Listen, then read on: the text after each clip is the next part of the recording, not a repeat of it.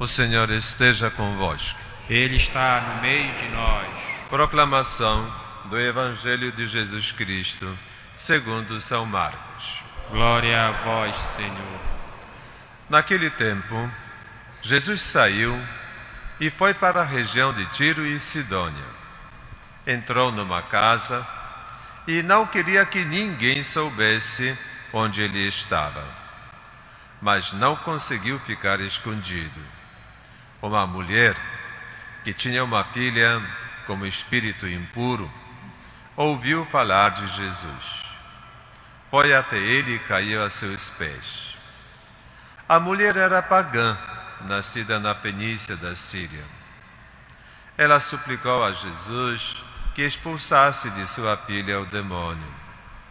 Jesus disse: deixa primeiro que os filhos fiquem saciados, porque não está certo tirar o pão dos filhos e jogá-los aos cachorrinhos. A mulher respondeu: é verdade, Senhor.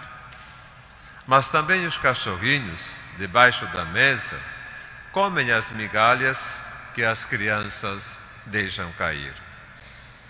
Então Jesus disse: por causa do que acabas de dizer, podes voltar para casa. O demônio já saiu de tua filha.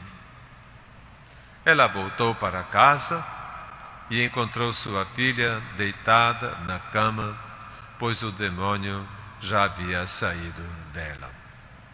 Palavra da salvação. Glória a vós, Senhor.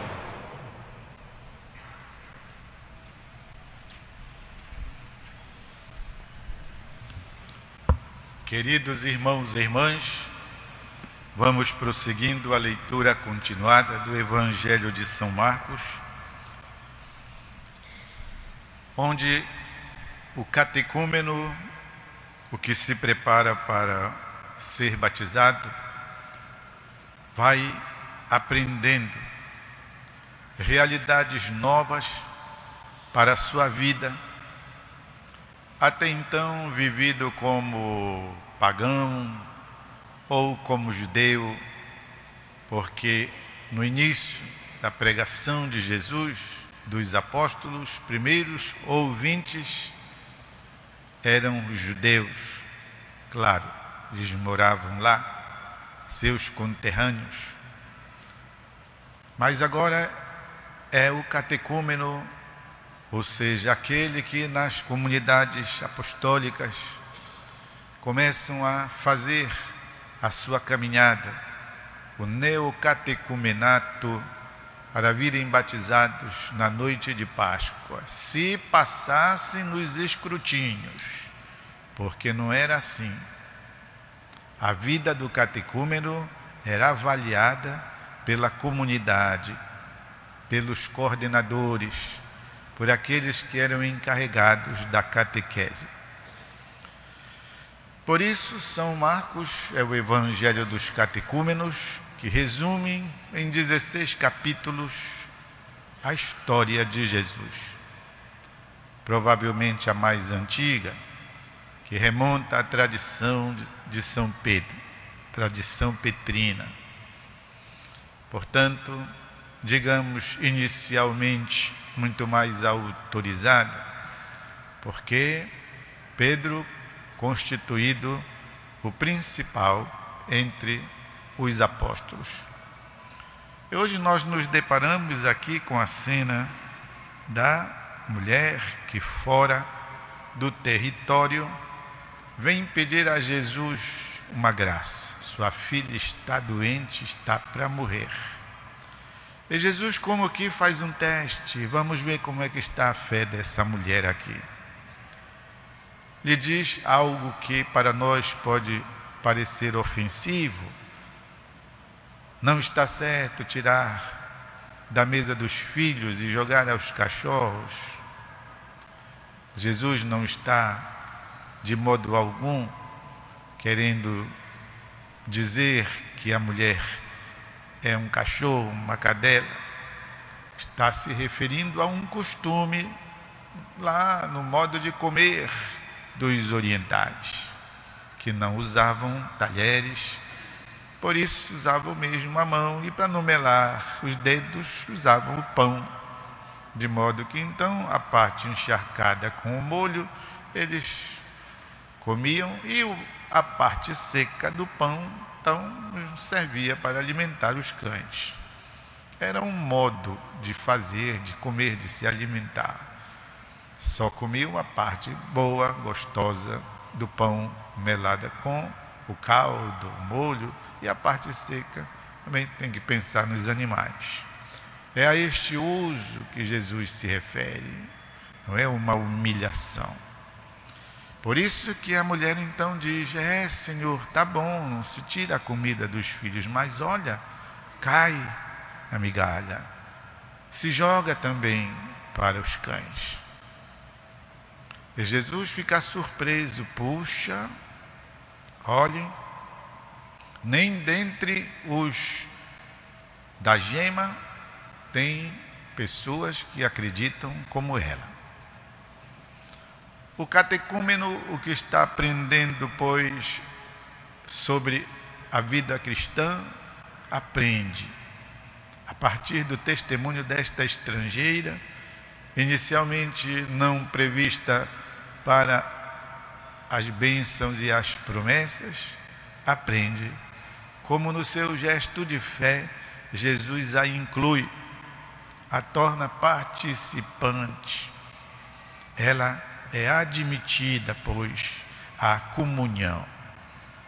Ensinava-se assim que quem quer que fosse, que viesse de que raça fosse, de qualquer condição que fosse, com a fé faria parte do novo povo de Deus, do novo povo eleito, da nova aliança.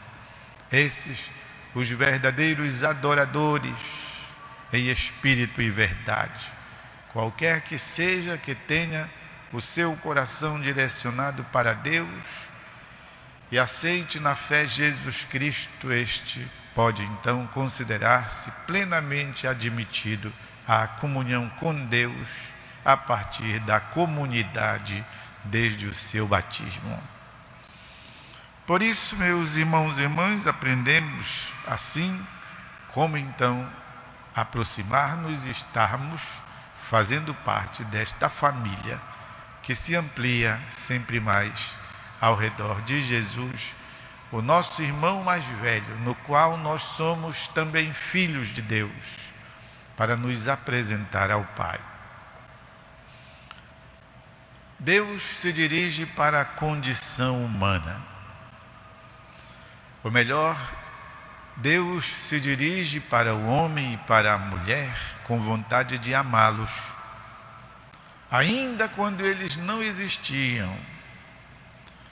Vocês sabem, muitas vezes tem um casal de jovens que planeja os seus filhos, casamento, quando vão casar, quando vão ter primeiro filho, como é o nome, que sexo vai ter, será lindo, será uma criança saudável. Pensam em tudo isso, mas ainda não é possível fazer isto acontecer. De alguma maneira, podemos imaginar assim, no seio da Trindade, Deus Pai, Deus Filho, Deus Espírito, pois pensando em onde transbordar tanto amor que tem no coração dela, da Trindade. Como fazer isso? É tão bom como o amor do casal, que acaba sendo plenificado na gravidez, na gestação, na fecundação. Assim também o amor de Deus, que inicialmente é pensado, sonhado e que se plenifica na criação. Cria o homem, cria a mulher, para então derramar dentro deles o seu amor. O apóstolo São Paulo diz isso. O amor de Deus foi derramado em nossos corações pelo Espírito Santo que nos foi dado. O Espírito que Deus sopra no nariz de Adão. E depois de ter feito então um boneco de barro, Deus soprou pelo nariz, e o sopro de Deus, a vida de Deus, o ar de Deus passou dele, de Deus, para dentro do homem. E ele então tornou-se um ser vivente. Qual a vontade de Deus a respeito desta criatura? Que esteja na sua presença, que de alguma maneira dependa dele. O pecado de Adão e Eva foi a desobediência. Não quiseram receber uma ordem divina. Da árvore que está no centro não é para comer. E não aceitaram. Não aceitaram o preceito, não obedeceram. Recusaram a dependência. Porque se existe a criatura, é porque existe um Criador. O homem e a mulher foram criados para estar na presença de Deus. E esta presença deve se constituir-se, é claro, não numa presença altiva, arrogante, de nariz empinado, mas numa atitude de humildade. É por isso que a mulher cirofenícia leva a graça, porque soube comportar-se diante de Deus, com a humildade que ouvimos da sua palavra. É verdade, Senhor, mas também os cachorrinhos debaixo da mesa comem as migalhas que as crianças deixam cair. Ao que então Jesus diz, em sendo assim, volta para tua casa, o demônio já saiu da tua filha. Jesus concede a graça pela prova, não tanto da fé, que talvez não fosse bem explícita no coração desta mulher estrangeira, mas sua humildade. Esse deve ser então o nosso comportamento diante de Deus, e não iniciar já adiantando vantagens ou direitos que nós não temos. São Pio de Petreutina diz: só sei uma coisa, que dentro de mim não tem nada que preste, e se alguma coisa eu devo receber de bom, esta não vem de mim, vem de Deus. É o mesmo modo de dizer a criatura diante do Criador, disposta a acolher aquilo que Deus tem para nós, e com certeza só é coisa boa, porque Deus não dá coisa ruim para ninguém. As coisas ruins vêm como consequência do nosso pecado, mas não de Deus, no qual, diz São Tiago, só tem presente bom para distribuir. Então, meus irmãos e irmãs, aprendamos com os catecúmenos da igreja primitiva a comportarmos-nos diante de Deus como convém a criaturas, ou melhor dizendo, como convém a filhos, ou melhor ainda, como convém a amigos. Vamos fazer um instante de silêncio, de modo que alguma coisa possa ficar dentro de nós.